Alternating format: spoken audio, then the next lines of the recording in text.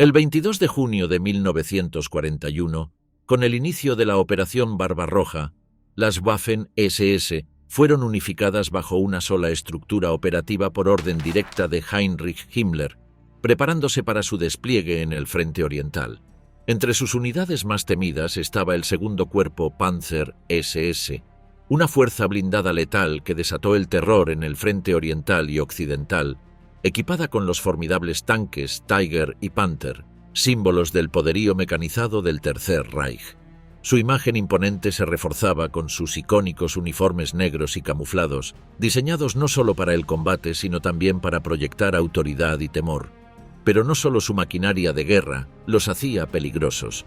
Sus tropas empuñaban el Sturmgewehr 44, el primer fusil de asalto moderno, una revolucionaria arma automática que sentó las bases de los rifles de combate del futuro. Con un arsenal avanzado y una determinación fanática, las Waffen-SS fueron la punta de lanza de la Wehrmacht. En nombre de Adolf Hitler, juraron lealtad absoluta y buscaron conquistar tanto la tierra como los cielos.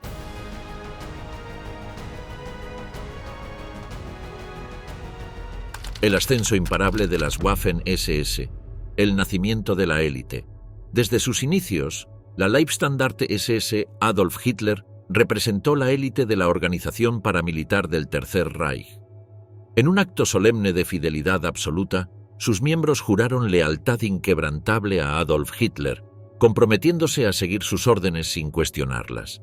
Este juramento marcó el inicio de la consolidación de las SS, una fuerza que pronto evolucionaría de una guardia personal a una unidad de combate de primer nivel dentro de las Waffen-SS. En 1934, la Leibstandarte ya exhibía los icónicos uniformes negros, diseñados por Karl Diebitsch y Walter Heck, que proyectaban una imagen de autoridad y disciplina implacable. Su elegante diseño, combinado con insignias como las runas de la SS en el cuello y el distintivo brazalete nazi, los hacía fácilmente reconocibles. A diferencia de otras fuerzas militares de la época, su vestimenta era meticulosamente confeccionada para imponer respeto y temor, reflejando la visión de Himmler de una élite militar y política. La influencia de la Leibstandarte creció rápidamente, convirtiéndose en la unidad más cercana al Führer. Más que una simple escolta, sus miembros asumieron roles como ayudantes, chóferes y asistentes personales, reforzando la imagen de Hitler como un líder rodeado por una élite de hombres leales. A medida que el régimen avanzaba, la Leibstandarte fue preparando el camino para el surgimiento de las Waffen-SS. Las Waffen-SS experimentaron su verdadera consolidación durante la invasión de la Unión Soviética a partir del 22 de junio de 1941. Hasta ese momento, su estructura y operatividad estaban limitadas en comparación con la Wehrmacht. Antes de esta campaña, su rol era limitado en comparación con la Wehrmacht, pero la magnitud del conflicto obligó a su expansión. Se desplegaron en diferentes frentes. El Grupo de Ejércitos Norte con la Tercera División SS Panzer Totenkopf y la Cuarta División SS de Policía Polizei. El Grupo de Ejércitos Centro con la Segunda División SS Panzer Das Reich. El Grupo de Ejércitos Sur con las Primera y Quinta Divisiones SS Panzer, Leibstandarte y Viking. Y el Grupo de Ejércitos Finlandés con la Sexta División SS de Montaña Nord. Esta movilización convirtió a las Waffen-SS en un componente esencial de la estrategia militar alemana. Durante la campaña en el frente oriental, estas unidades demostraron su eficacia en combates decisivos. La Segunda División SS Panzer Das Reich contribuyó a la destrucción de la Bolsa de Minsk, mientras que la Tercera División SS Panzer Totenkopf avanzó por los países bálticos.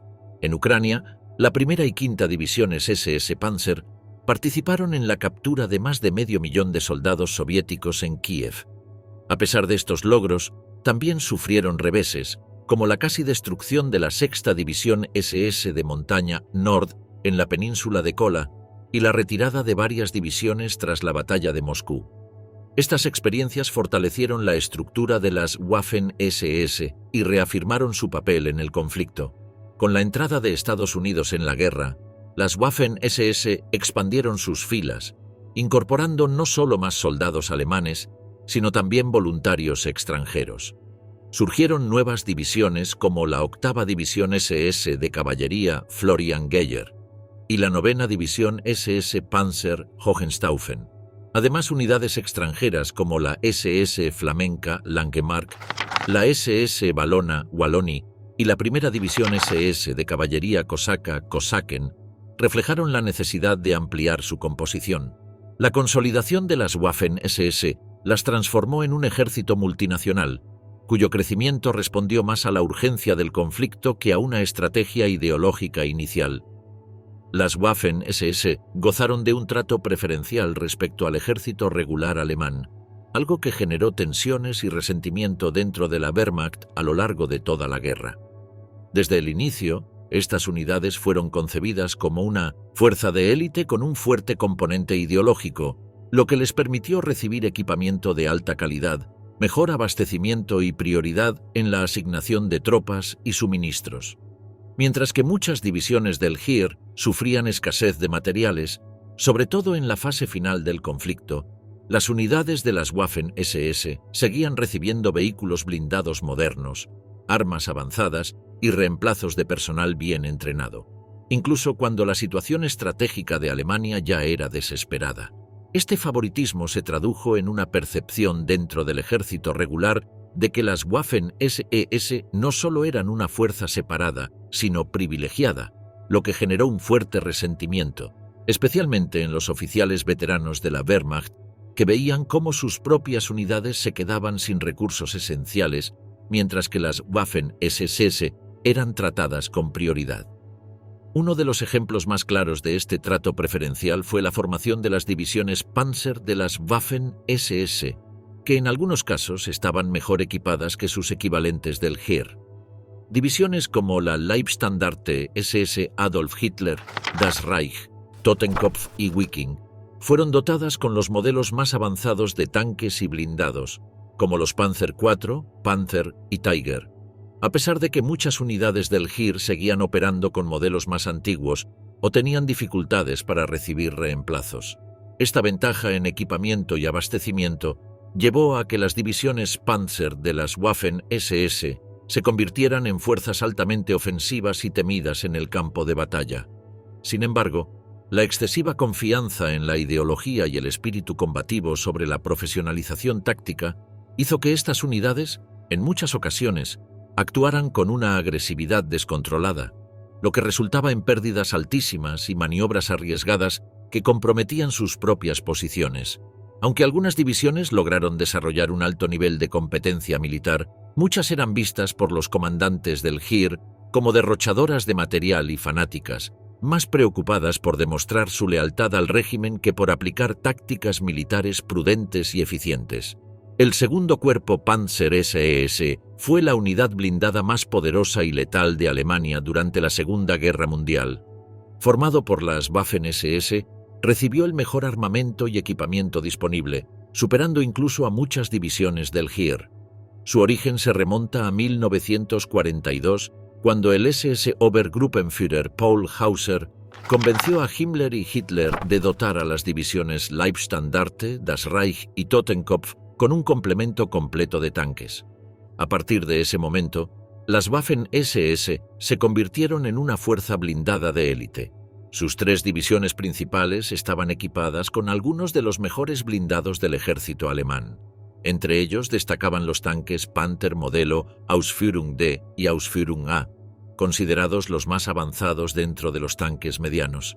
Estos vehículos estaban armados con el cañón de alta velocidad Kampfwagenkanone 42 de 75 milímetros, una de las armas más eficaces del conflicto, capaz de destruir cualquier carro de combate enemigo a más de 2.000 metros de distancia. Su combinación de potencia de fuego, velocidad y blindaje inclinado les daba una gran ventaja sobre los tanques soviéticos T-34 y los tanques Sherman utilizados por los aliados. Además de los Panther, el segundo cuerpo Panzer SS contaba con una compañía completa de tanques pesados, Panzer VI Tiger modelo 1, conocidos por su gran poder destructivo. Estos tanques estaban equipados con el cañón Kampfwagenkanone 36 de 88 milímetros, un arma con una capacidad de penetración devastadora, capaz de destruir cualquier blindado soviético o aliado antes de que estos pudieran acercarse lo suficiente para responder al fuego. Su grueso blindaje frontal los hacía casi indestructibles en combate directo, otorgándoles una enorme ventaja en el campo de batalla. Sin embargo, no todos los tanques del segundo cuerpo Panzer SS eran modelos de última generación. Muchas unidades aún utilizaban tanques Panzer III y Panzer IV, especialmente en funciones de apoyo. Los Panzer III, aunque ya considerados obsoletos, seguían en servicio en sus versiones más recientes, como los modelos L y M, los cuales estaban equipados con cañones Kampfwagen Kanone 60 de 50 milímetros. Por otro lado, los Panzer IV, en sus versiones más avanzadas como la Ausführung H, estaban mejor protegidos con blindaje extra y armados con un cañón Kampfwagen Kanone 40 de 75 milímetros de alta velocidad, lo que los convertía en la columna vertebral de la fuerza blindada alemana. Finalmente, el batallón de cazacarros del segundo cuerpo Panzer SS contaba con vehículos especializados como el Sturmgeschütz III y el Marder III, diseñados para la eliminación de blindados enemigos desde posiciones defensivas. Los soldados del segundo cuerpo Panzer SS eran combatientes, altamente entrenados y endurecidos por la guerra, con una amplia experiencia en el campo de batalla. La mayoría tenía entre 3 y 4 años de combate activo, lo que los convertía en veteranos curtidos, plenamente conscientes de lo que se les exigía y de la brutalidad del enfrentamiento. Su entrenamiento estaba basado en la agresividad, la sorpresa y la combinación de diferentes tipos de armas, lo que les permitía ejecutar ataques coordinados con una potencia de fuego devastadora. Además, estaban convencidos de su superioridad técnica y táctica sobre el enemigo, lo que reforzaba su moral y los hacía luchar con una determinación extrema tanto en ofensivas como en defensas. Tras la caída de Stalingrado en 1943, la Wehrmacht se vio obligada a reorganizar sus fuerzas en el frente oriental. El segundo cuerpo Panzer SS fue enviado urgentemente a este sector, donde se incorporó al grupo de ejércitos sur bajo el mando del mariscal de campo Erich von Manstein. Su misión principal era evitar la caída de Járkov, una ciudad clave en la línea de suministros alemana. Sin embargo, debido a la abrumadora superioridad numérica del Ejército Rojo, Hauser tomó la difícil decisión de retirar sus tropas el 15 de febrero de 1943, desobedeciendo la orden de Hitler de resistir a toda costa. Esta retirada estratégica permitió al segundo cuerpo Panzer SS reagruparse y lanzar una contraofensiva feroz junto a las fuerzas de Manstein. En marzo de 1943 lideraron la tercera batalla de Járkov, donde ejecutaron ataques envolventes y destruyeron múltiples unidades soviéticas. La ciudad fue reconquistada el 14 de marzo, consolidando su reputación como una de las formaciones más efectivas del ejército alemán. En julio de 1943, el segundo cuerpo Panzer SS participó en la Operación Ciudadela, el último gran intento ofensivo alemán en el frente oriental. En este operativo, el cuerpo formó parte del cuarto ejército Panzer, liderando el avance en el sector sur de la batalla de Kursk. Aquí, se enfrentaron en la feroz batalla de Proyorovka, una de las mayores batallas de tanques de la historia.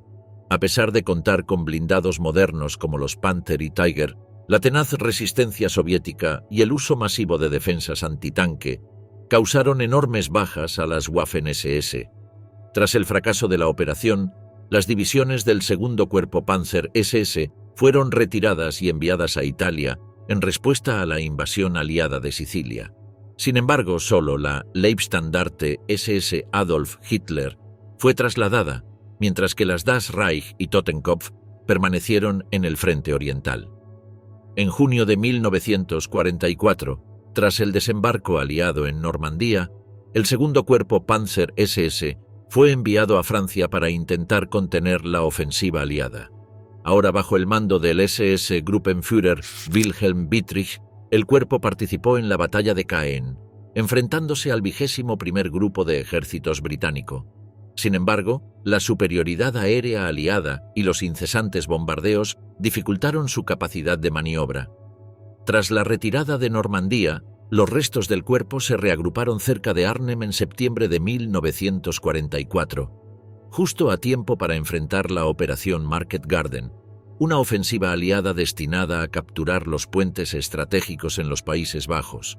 El segundo cuerpo Panzer SS luchó ferozmente contra la primera división aerotransportada británica, infligiéndoles graves pérdidas y logrando frenar el avance aliado. Más tarde, en diciembre de 1944, participó en la Batalla de las Ardenas, sirviendo bajo el sexto ejército Panzer de Joseph Sepp Dietrich. Sin embargo, la falta de combustible y la resistencia estadounidense en Bastogne impidieron que el ataque lograra su objetivo de dividir a los aliados en el frente occidental. A principios de 1945, el segundo cuerpo Panzer SS fue trasladado a Hungría para participar en la Operación Despertar de Primavera, un intento desesperado de la Wehrmacht por recuperar Budapest y los campos petroleros del lago Balatón. A pesar de los refuerzos, la ofensiva fue un fracaso total, en parte debido a las pésimas condiciones del terreno y la tenaz resistencia soviética. Con la situación deteriorándose rápidamente, el cuerpo se retiró a Viena junto con el resto de las fuerzas alemanas, intentando evitar la captura por parte del Ejército Rojo. En mayo de 1945, tras la caída de Viena, los últimos restos del segundo cuerpo Panzer SS intentaron huir hacia el oeste para rendirse a los aliados occidentales en lugar de a los soviéticos, temiendo las represalias. Finalmente, el 8 de mayo de 1945, la mayoría de sus soldados y oficiales se rindieron a las fuerzas estadounidenses, marcando el fin de una de las unidades blindadas más poderosas de la Alemania nazi. El Panzerwerfer 42 y el Nebelwerfer en las Waffen-SS. Durante la Segunda Guerra Mundial, las Waffen-SS emplearon diversas tecnologías de artillería para mantener su poder de fuego en los frentes de combate. Entre ellas, destacaron los lanzacohetes múltiples Panzerwerfer 42 y Nebelwerfer, dos sistemas de armas que ofrecieron una combinación devastadora de potencia de fuego y terror psicológico. El Nebelwerfer, traducido como lanzador de niebla, fue desarrollado originalmente por el ejército alemán como un arma de artillería de cohetes.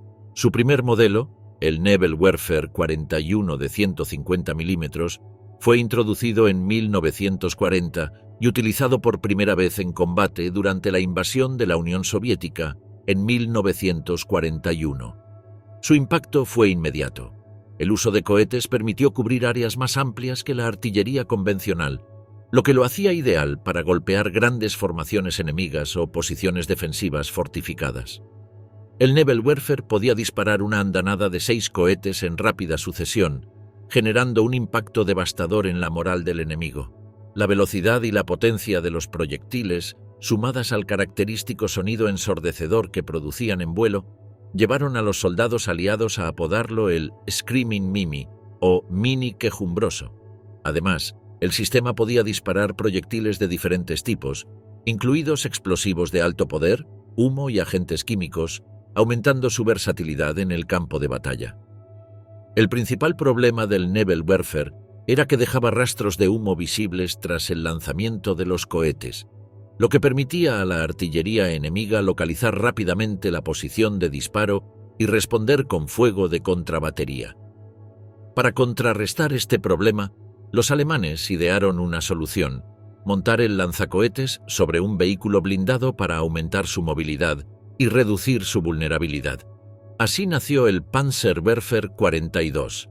El Panzerwerfer 42 fue una versión mejorada del Nebelwerfer, montado sobre el chasis de un semioruga SDK-FFT 4.1 Moltier, lo que le otorgaba mayor movilidad y protección en comparación con los modelos remolcados. Estaba equipado con 10 tubos lanzadores de 150 milímetros y podía transportar hasta 20 cohetes, lo que le permitía realizar 2 andanadas antes de necesitar recarga. Con una velocidad máxima de 40 km por hora y una tripulación de 3 hombres, este sistema combinaba la potencia destructiva de los cohetes con la capacidad de moverse rápidamente tras cada ataque. A pesar de su potencia de fuego, el Panzerwerfer tenía varias limitaciones. Su cadencia de disparo era relativamente baja, ya que los cohetes tardaban en recargarse.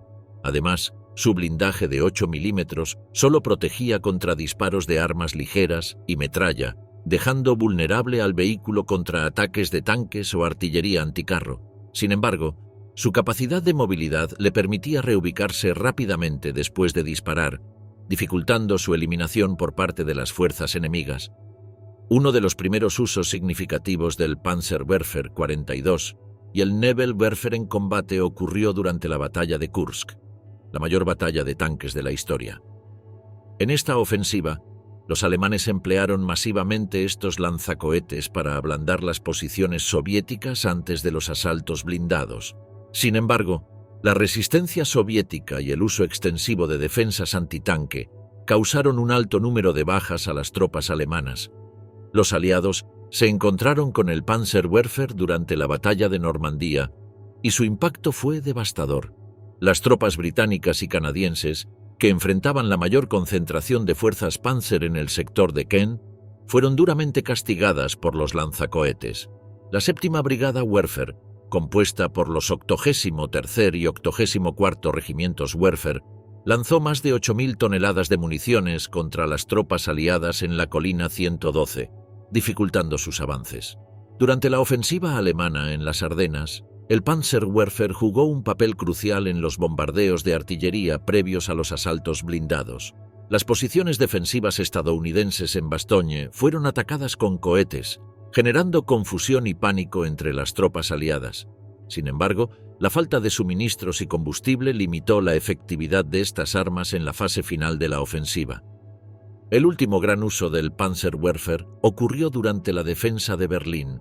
Las fuerzas alemanas, en una situación desesperada, emplearon sus últimos lanzacohetes para frenar el avance soviético en las calles de la capital. A pesar de sus esfuerzos, la superioridad numérica y material del Ejército Rojo resultó en la caída de la ciudad el 2 de mayo de 1945. Sturmgewehr 44, el nacimiento del rifle de asalto que cambió la historia. Durante la Segunda Guerra Mundial, el ejército alemán enfrentó la necesidad de un arma que pudiera combinar la potencia de fuego de una ametralladora con la movilidad de un fusil estándar. Así nació el STG-44, el primer rifle de asalto moderno. Desarrollado por Hugo Schmeisser y un equipo de ingenieros en 1942, el STG-44 incorporaba innovaciones clave, como el calibre intermedio, lo que le otorgó un balance perfecto entre alcance y cadencia de fuego. Su impacto se sentiría principalmente en las manos de las tropas de élite de las Waffen-SS, quienes lo utilizarían con gran eficacia en batallas decisivas como la de las Ardenas. Si bien el arma revolucionó el campo de batalla, su producción fue mucho más compleja de lo que se había anticipado. El plan de Adolf Hitler de producir millones de unidades del Sturmgewehr 44 era ambicioso. Se habían previsto nada menos que 200 millones de cartuchos mensuales, lo cual requería la movilización de una cantidad de trabajadores y recursos sin precedentes. Para cumplir con esta producción masiva, se necesitarían 86.000 trabajadores adicionales, una cifra que Alemania no podía obtener, dado que ya enfrentaba serios problemas logísticos debido a la escasez de mano de obra cualificada. La industria alemana estaba ya al límite de su capacidad, y el país enfrentaba una guerra en múltiples frentes. La producción de armas no era el único desafío. Las tensiones en las líneas de suministros y la constante presión aliada sobre las fábricas alemanas dificultaban la posibilidad de alcanzar los números esperados. En los primeros años de la guerra, las fuerzas alemanas se vieron obligadas a revisar sus tácticas y armamento.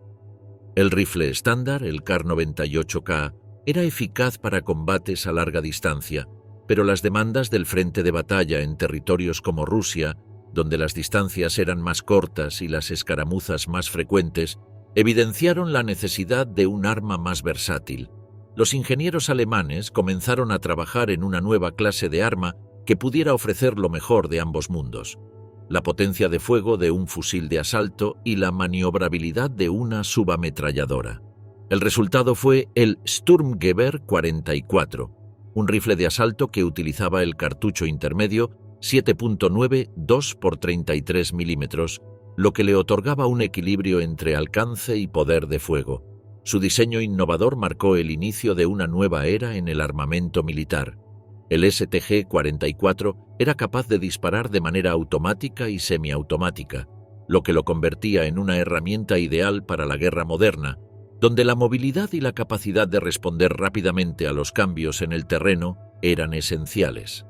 Desde su creación, el STG-44 fue destinado principalmente a las Waffen-SS, la élite militar del Tercer Reich. Esta unidad, conocida por su brutalidad y su fervor ideológico, se encargó de llevar las tácticas de guerra alemana al límite. El STG-44 encajaba perfectamente en su enfoque de combate, ya que permitía a las tropas moverse rápidamente y adaptar su fuego a las circunstancias del terreno. Mientras que los fusiles tradicionales eran más efectivos a distancias largas, el STG-44 sobresalía en el combate cercano y en situaciones de asalto, ofreciendo una ventaja crucial en el terreno. Uno de los momentos más emblemáticos del uso del STG-44 fue durante la Batalla de las Ardenas en 1944, donde las fuerzas alemanas intentaron lanzar una ofensiva sorpresa contra las fuerzas aliadas en el frente occidental. Las tropas alemanas, incluyendo a los Panzergrenadiers, una unidad de infantería mecanizada que luchaba junto a las unidades blindadas, utilizaron el STG-44 con gran efectividad en esta batalla. Los Panzergrenadiers, entrenados para operar en condiciones extremas y con un alto grado de movilidad, se beneficiaron enormemente del STG-44. La escasez de munición fue un factor crítico durante la Segunda Guerra Mundial, especialmente para las fuerzas alemanas. A medida que la guerra se intensificaba, la necesidad de armamento, en particular el fusil de asalto STG-44, se volvía cada vez más urgente.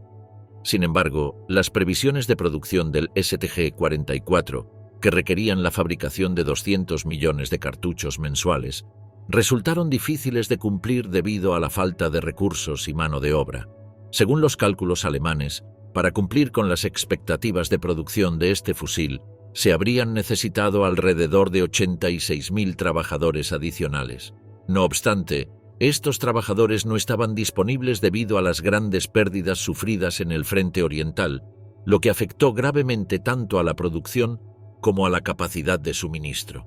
A pesar de estos esfuerzos, la escasez de munición se convirtió en un problema aún más crítico, y la situación en el frente de batalla reflejó estas dificultades. La falta de munición fue tal que, en ocasiones, unidades como la Primera División de Infantería, que aún tenía acceso a recursos limitados, se vieron obligadas a luchar con lo mínimo necesario. Uniformes de las Waffen-SS, diseño vanguardista y adelantado a su época.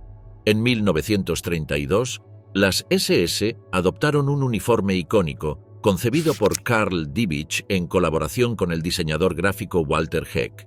Este atuendo incluía una camisa marrón en referencia a las SA, pero el resto de la indumentaria, desde el calzado hasta la gorra de estilo militar, era completamente negro, salvo por el distintivo brazalete rojo.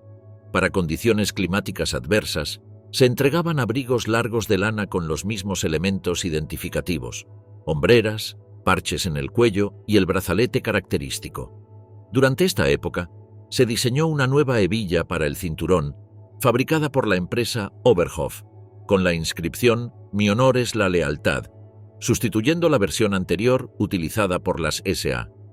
Se añadieron nuevos grados dentro de la jerarquía de las SS, incluyendo los rangos Sturmmann y Rottenführer.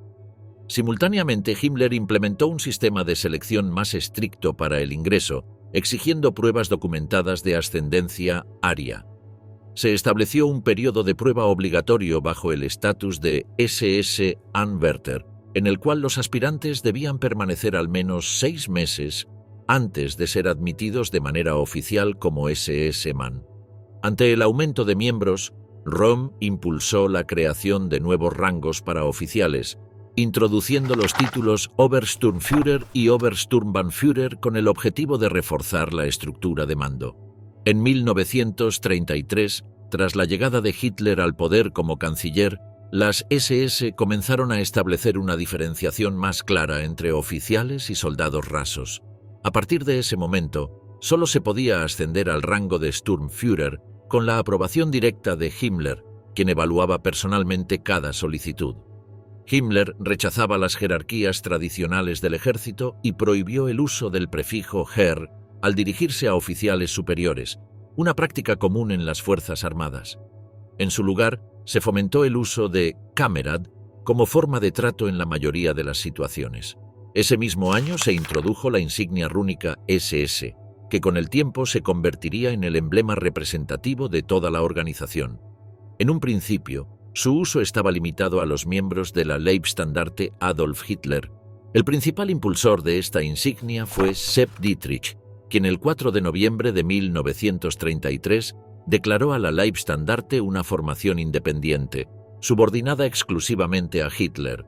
Dietrich incluso prohibió a Himmler el acceso a los cuarteles de Berlín de la Leibstandarte y durante algunos meses ordenó a sus soldados vestir el uniforme negro sin el brazalete con la esvástica, diferenciándolos de las unidades regulares de la Allgemeine SS en Alemania. En 1934, con la expansión de las SS-Verfügungstruppe, el uso de la insignia rúnica se extendió a estas nuevas formaciones, que más tarde evolucionarían en las Waffen-SS para diferenciarlas del regimiento principal de la Leibstandarte. Las SS-WT adoptaron variantes de la insignia con pequeños números que indicaban la unidad a la que pertenecían. Se establecieron 3 versiones: SS-1 para el regimiento Deutschland, SS-2 para Germania y desde 1938 SS-3 para der Führer. Estas identificaciones perduraron durante la Segunda Guerra Mundial y se mantuvieron incluso cuando los regimientos originales crecieron hasta convertirse en la segunda división SS Das Reich, equivalente en tamaño a una división del ejército alemán. Un acontecimiento clave en la evolución de la estructura de rangos e insignias de las SS fue la Noche de los Cuchillos Largos, llevada a cabo entre el 30 de junio y el 2 de julio de 1934. La participación de las SS en la eliminación de la cúpula de las SA consolidó su posición como una organización autónoma dentro del partido nazi, respondiendo únicamente a Hitler. Como consecuencia, se modificaron varios títulos de rango para desvincular completamente a las SS de sus orígenes en las SA. El cambio más significativo fue la creación del rango de Reichsführer SS para designar al comandante supremo de las SS. Este nuevo rango, equivalente al de mariscal de campo en el ejército, otorgó a Himmler una posición de máxima autoridad. Antes de 1934, Himmler era reconocido simplemente como un SS Obergruppenführer, y el título de Reichsführer era meramente honorífico, aunque él mismo prefería utilizarlo. Con su formalización como rango oficial, junto con la reestructuración de otros títulos, quedó establecida la nomenclatura definitiva de los rangos de las SS, utilizada hasta la disolución de la organización al final de la Segunda Guerra Mundial. Cuando estalló la Segunda Guerra Mundial en 1939, los uniformes de servicio gris de la Allgemeine SS adoptaron una apariencia más militar al incorporar hombreras similares a las de la Wehrmacht, excepto en los generales de las SS, quienes continuaron usando las sombreras plateadas trenzadas hasta 1942. En este periodo, el rango de SS Oberführer perdió su estatus de oficial general y pasó a considerarse un cargo equivalente al de coronel superior. El icónico uniforme negro se utilizaba cada vez menos, quedando relegado a reservistas de la Allgemeine SS en funciones de tiempo parcial. La última aparición masiva del uniforme negro fue en el desfile de la Victoria en Berlín tras la caída de Francia en junio de 1940. En 1942, Himmler ordenó la retirada de la mayoría de estos uniformes, que fueron enviados al Frente Oriental para ser utilizados por unidades auxiliares de la policía local o redistribuidos entre las SS germánicas en países como los Países Bajos y Dinamarca. Desde 1937, la Leibstandarte SS Adolf Hitler y las SS Verfügungstruppe adoptaron un uniforme de campaña cerrado en gris verdoso, que con el inicio del conflicto se convirtió en el estándar para la Waffen-SS. Este nuevo Feldanzug era similar al uniforme de campaña del ejército de 1936, pero con diferencias en el diseño. El cuello era más ancho y de color feldgrau en lugar de verde botella como el del Heer. Los bolsillos inferiores estaban inclinados en un diseño distintivo de las SS, y el segundo botón se ubicaba más abajo para permitir que el cuello pudiera usarse abierto con una corbata en determinadas circunstancias. La rama Totenkopf, designada como reserva de la Waffen-SS, también adoptó esta vestimenta. Los soldados de las unidades Panzer de las Waffen-SS utilizaban un uniforme negro de doble botonadura, similar al del ejército pero con un corte ligeramente diferente. A medida que avanzaba la guerra, las SS hicieron un uso extensivo de ropa de camuflaje, lo que les proporcionó una ventaja en diversas condiciones de combate. Mientras tanto, el personal de las oficinas centrales de las SS, en particular los miembros del Reichssicherheitshauptamt, continuaron usando el uniforme de servicio gris tierra en sus funciones administrativas. Durante la ofensiva de las Ardenas en el invierno de 1944-1945, los Panzergrenadiers de las Waffen-SS utilizaron uniformes de camuflaje avanzados diseñados para maximizar la ocultación en terrenos boscosos y nevados. El uniforme consistía en una chaqueta de camuflaje reversible con patrones en tonos marrón y verde por un lado y blanco por el otro, para su uso en entornos nevados. También se utilizaban pantalones de camuflaje y capuchas integradas para mejorar la protección contra el frío. Además, se complementaba con guantes y botas de invierno, asegurando la movilidad y la supervivencia en condiciones extremas. La ropa de camuflaje de las Waffen-SS en las Ardenas fue un claro ejemplo de su enfoque táctico y su innovación en vestimenta militar. Panzergrenadiers, SS, la infantería blindada del terror nazi. Los Panzergrenadiers SS eran tropas de infantería mecanizada de las Waffen-SS, diseñadas para operar en estrecha coordinación con las divisiones blindadas alemanas durante la Segunda Guerra Mundial. Estas unidades combinaban la movilidad y la potencia de fuego de los blindados con la flexibilidad de la infantería, lo que les permitía realizar avances rápidos y asegurar posiciones estratégicas en el campo de batalla. Los Panzergrenadiers SS estaban entrenados para operar junto a los tanques Panzer, utilizando vehículos blindados de transporte como los SDKFZ 251, lo que les permitía moverse rápidamente en el frente y desplegarse con eficacia.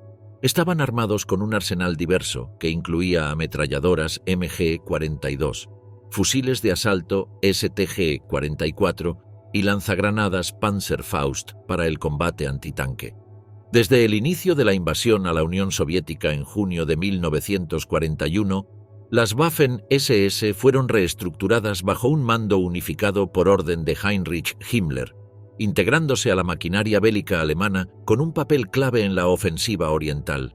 Dentro de estas unidades, los Panzergrenadiers SS emergieron como una fuerza de choque fundamental, destacando por su rol en el combate mecanizado. Aunque la propaganda del régimen los presentó como guerreros de élite, la realidad en el campo de batalla evidenció una historia diferente. Apenas 5 meses después del inicio de la Operación Barbarroja, el 9% de los efectivos de combate de las Waffen-SS habían muerto. La tasa de bajas entre los Panzergrenadiers SS duplicaba la del Heer, ejército regular alemán, lo que evidenciaba graves problemas en su formación y tácticas de combate. Sin embargo, en lugar de reconocer estos errores, el alto mando nazi evitó toda autocrítica y reforzó la narrativa de su supuesta valentía. Para corregir las deficiencias en la instrucción, Theodor Eicke, excomandante de las unidades de guardias en los campos de concentración y fanático defensor del nacionalsocialismo, asumió el liderazgo en la formación de los Panzergrenadiers SS. Bajo su mando, se intentó mejorar su capacidad operativa, aunque continuaron presentando notorias carencias en tácticas de infantería. Estos soldados carecían de entrenamiento en combate nocturno, lucha en entornos hostiles, camuflaje y fortificación de posiciones. También demostraban deficiencias en la disciplina de fuego y la coordinación con unidades blindadas. Ante estas limitaciones, el alto mando nazi optó por compensar la falta de preparación con un incremento en la cantidad de vehículos blindados asignados a los Panzergrenadiers SS, Esta decisión transformó a estas tropas en una fuerza híbrida, especializada en la guerra mecanizada, con el objetivo de mejorar su desempeño en el campo de batalla. Sin embargo, la falta de experiencia en la conducción masiva de blindados generó problemas operativos. Durante la segunda batalla de Kharkov, cuando las tropas soviéticas retomaron brevemente la ciudad, los Panzergrenadiers SS se vieron obligados a sabotear alrededor de 30 tanques Panzer para evitar que cayeran intactos en manos del enemigo. A pesar de que la ciudad fue posteriormente reconquistada por los alemanes, este episodio evidenció la falta de destreza de estas unidades en el uso táctico de sus vehículos acorazados. La insuficiente preparación en el combate a pie y la inexperiencia en la coordinación de blindados con infantería revelaban los puntos débiles de los Panzergrenadiers SS. A pesar de estar equipados con tanques avanzados como los Panzer IV, Panzer y Tiger, su falta de pericia limitaba su efectividad en el campo de batalla. Fue necesario un prolongado proceso de aprendizaje a lo largo de la guerra para que estas tropas alcanzaran un nivel táctico aceptable en el uso de sus unidades mecanizadas. A medida que la contienda avanzaba y el conflicto se tornaba más desesperado para Alemania, Himmler explotó al máximo la imagen de los Panzergrenadiers SS como una tropa de élite. Cualquier pequeño éxito en combate era exagerado y convertido en una hazaña heroica que se comunicaba directamente a Hitler. Este tipo de propaganda permitió a Himmler consolidar su poder y obtener mayores recursos para las Waffen-SS. Tras el fracaso de la Operación Barbarroja en 1941, Hitler comenzó a ver en las Waffen-SS el modelo de una futura Wehrmacht nacionalsocialista, en la que los Panzergrenadiers SS jugarían un papel central como infantería mecanizada de asalto. Para Himmler, esto significó un ascenso aún mayor dentro del aparato del Tercer Reich, dándole control sobre una fuerza militarizada que no solo respondía en el campo de batalla, sino que también servía como instrumento ideológico y político del régimen nazi. Para fortalecer el mito entre la población alemana, las SS recurrieron al talento de un reconocido diseñador gráfico de la época, Ottomar Anton. Sus carteles, meticulosamente elaborados, proyectaban una imagen sumamente atractiva de la Waffen-SS, diseñada estratégicamente para captar la atención de la juventud y fomentar el alistamiento. A través de esta propaganda visual, la organización presentaba el ingreso a sus filas como una oportunidad única, destacando el honor de servir como parte de la guardia personal de Hitler. Esta estrategia de reclutamiento se convirtió en una herramienta clave para atraer nuevos miembros a esta fuerza de combate ideologizada. La maquinaria propagandística de las SS no se limitó a simples carteles. Himmler estableció un equipo especial de corresponsales de guerra que acompañaban a las unidades en sus operaciones y documentaban cada combate con boletines que ensalzaban sus supuestas proezas. Estos informes eran luego reproducidos y amplificados en periódicos, radios y otros medios, convirtiéndose en la base de una campaña mediática masiva. Además, los noticieros proyectados en los cines incluían entre 2 y 3 segmentos semanales dedicados exclusivamente a la Waffen-SS, asegurando que su imagen se impusiera sobre la del resto de las fuerzas militares alemanas. Nada quedaba al azar en la construcción de su imagen. Mientras que la Wehrmacht era representada en la propaganda con tomas monótonas de soldados marchando en formación, la Waffen-SS adoptó una nueva estrategia visual. Sus tropas eran filmadas en plena acción, rodeadas de fuego y destrucción, con sus inconfundibles uniformes, proyectando una imagen de valentía y agresividad. La audiencia quedó cautivada. El mito se consolidaba. Eran presentados como la élite. Sin embargo, esa percepción idealizada de los combatientes de las SS se desmoronó demasiado tarde. No fue hasta los interrogatorios realizados por los aliados en los últimos meses de la guerra que las diferencias con la infantería regular del ejército comenzaron a evidenciarse. Apenas 2 meses antes del final del conflicto, la inteligencia estadounidense comenzó a reconsiderar su visión sobre la Waffen-SS y se produjo un claro distanciamiento del mito. Pero el cambio de perspectiva llegó demasiado tarde. Para entonces, la imagen de la Waffen-SS como una fuerza de élite ya estaba profundamente arraigada en la historia. Kampfgruppe Peiper, La última ofensiva de las Waffen-SS. En la última gran ofensiva alemana en el frente occidental, conocida como la Batalla de las Ardenas, el alto mando nazi apostó por una estrategia audaz: concentrar sus fuerzas más poderosas en el sector norte, confiando en que las divisiones de élite de las Waffen-SS lograrían abrir una brecha decisiva en las líneas enemigas. La primera división Panzer-SS, Leibstandarte Adolf Hitler, y la 12ª división Panzer-SS Hitlerjugend fueron las unidades elegidas para liderar el ataque, con la misión de avanzar a toda costa hasta el puerto de Amberes y forzar a los aliados a negociar. El eje de este ataque lo representaba la primera división Panzer-SS, una fuerza compuesta tanto por soldados veteranos con experiencia en combate como por jóvenes reclutas ansiosos de probarse en el campo de batalla. Su capacidad ofensiva era impresionante, con una combinación de tanques pesados, artillería móvil y unidades antiaéreas, convirtiéndolos en una amenaza letal para cualquier resistencia aliada. Sin embargo, dentro de esta ofensiva hubo una unidad que se convirtió en el emblema de la ferocidad del asalto alemán, el Kampfgruppe Peiper, bajo el mando del ambicioso Joachim Peiper. Esta fuerza de choque fue la más temida del sector norte, avanzando con velocidad e infligiendo un daño devastador en su camino. La brutalidad con la que operaban y su rol clave en la ofensiva los convirtieron en el símbolo del último intento alemán por inclinar la balanza de la guerra a su favor. Durante la ofensiva de las Ardenas, el sexto ejército Panzer, comandado por el SS Obergruppenführer Joseph Sepp Dietrich, lideró el ataque alemán con sus unidades más experimentadas de las Waffen-SS. Su misión principal era abrirse paso hasta Amberes, mientras que el quinto ejército Panzer, bajo el mando de Hasso von Manteuffel, tenía la tarea de avanzar hacia Bruselas.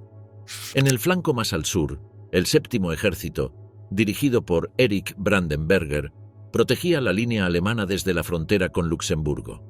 Dentro de esta ofensiva, la primera división Panzer-SS Leibstandarte Adolf Hitler se dividió en 4 Kampfgruppen, cada uno con una tarea específica. Entre ellos, el Kampfgruppe Peiper, al mando de Joachim Peiper, asumió la vanguardia de la operación. Peiper, un veterano del Frente Oriental y experto en guerra blindada, expresó su preocupación por las rutas que su unidad debía seguir. La dificultad del terreno de las Ardenas, con caminos estrechos y en mal estado, dificultaría su avance. Sin embargo, cuando se le informó que la estrategia había sido diseñada personalmente por Hitler, no tuvo más opción que aceptar la misión. Las fuerzas se organizaron en 4 unidades principales: el Kampfgruppe Peiper, dirigido por Joachim Peiper, el Kampfgruppe Hansen, al mando de Max Hansen, el Kampfgruppe Knittel, bajo el liderazgo de Gustav Knittel, y el Kampfgruppe Sandig, comandado por Rudolf Sandig. En los primeros días de la ofensiva, Peiper y su unidad se abrieron paso a través de las Ardenas, superando múltiples obstáculos y alcanzando varios de sus objetivos iniciales. El 18 de diciembre de 1944, ordenó a sus fuerzas de retaguardia eliminar la resistencia estadounidense en Stavelot y continuar con el avance. Esta decisión, sin saberlo, sellaría el destino de su Kampfgruppe. El mismo día, el Kampfgruppe Hansen emboscó un convoy estadounidense del 14º Grupo de Caballería, utilizando la niebla como cobertura. La sorpresa fue total, obligando a los estadounidenses a abandonar sus vehículos y retirarse a Puteaux. Para el 19 de diciembre, el efecto sorpresa de la ofensiva alemana se había disipado. Las tropas aliadas, que en un principio habían retrocedido, comenzaron a organizar una resistencia cada vez más efectiva. 2 días antes, el 17 de diciembre, el mando aliado había ordenado el despliegue de la 30ª División de Infantería de EUU en los alrededores de Eupen, con la misión de bloquear el avance de Peiper y establecer una línea defensiva desde Malmedy hasta Stoumont. A medida que los estadounidenses aseguraban sus posiciones, el 119º Regimiento de Infantería se instaló en Stoumont, mientras que el 117º Regimiento se replegó y reorganizó en Stavelot, recuperando parte del terreno que Peiper había ignorado. Si la operación aliada tenía éxito, el Kampfgruppe Peiper quedaría aislado del resto de la Leibstandarte. Durante la noche del 18 al 19 de diciembre, el Kampfgruppe Peiper se detuvo en las afueras de Stoumont. Aunque Peiper sabía que había fuerzas enemigas en la ciudad, no tenía claro su número ni su capacidad defensiva, por lo que decidió esperar hasta el amanecer para lanzar el ataque. El 19 de diciembre de 1944, con las primeras luces del día, el Kampfgruppe Peiper inició su ofensiva contra Stoumont.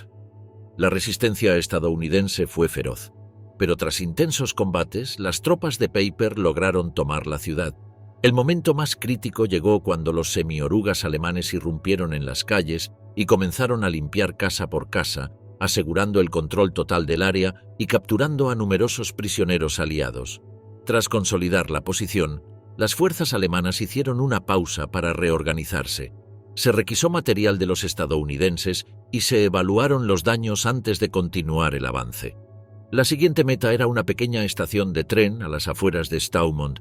Sin embargo, cuando el primer tanque Panther avanzó por la carretera y tomó una curva, una potente explosión sacudió el lugar.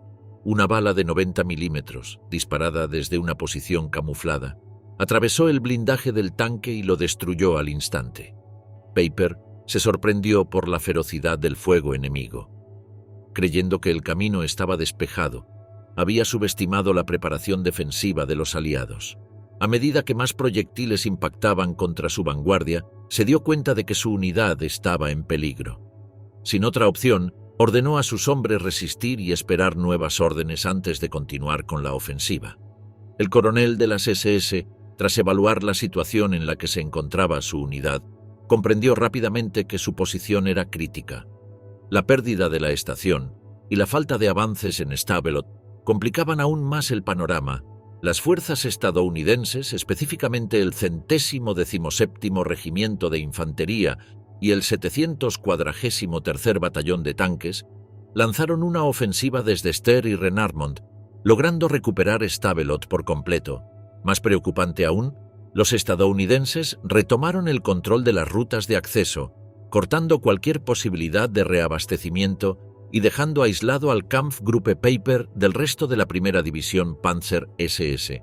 Con los suministros de combustible casi agotados, Peiper ordenó el repliegue de sus Panzer hacia Stoumont y estableció un perímetro defensivo alrededor de la Gleize, a la espera de una contraofensiva que restableciera la conexión con sus líneas.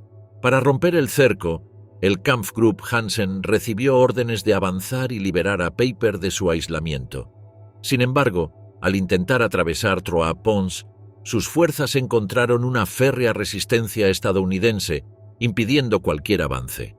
Los norteamericanos, tras la batalla, se retiraron al oeste del río Salm, destruyendo puentes en su retirada para evitar que los alemanes cruzaran. El colapso del puente en Trois-Ponts obligó a Hansen a buscar otra ruta, localizando una alternativa en Rochelineval, al sur. A las 17:30, la infantería alemana, respaldada por blindados, lanzó un ataque contra el puente. Pero antes de que pudieran cruzarlo, los ingenieros aerotransportados del 307º Batallón detonaron los explosivos previamente colocados, hundiendo la estructura en el río. Con esto, la última esperanza de liberar al Kampfgruppe Peiper desapareció. Ante el fracaso del rescate, la Luftwaffe intentó lanzar suministros por aire a las fuerzas cercadas. Sin embargo, la operación fue un desastre.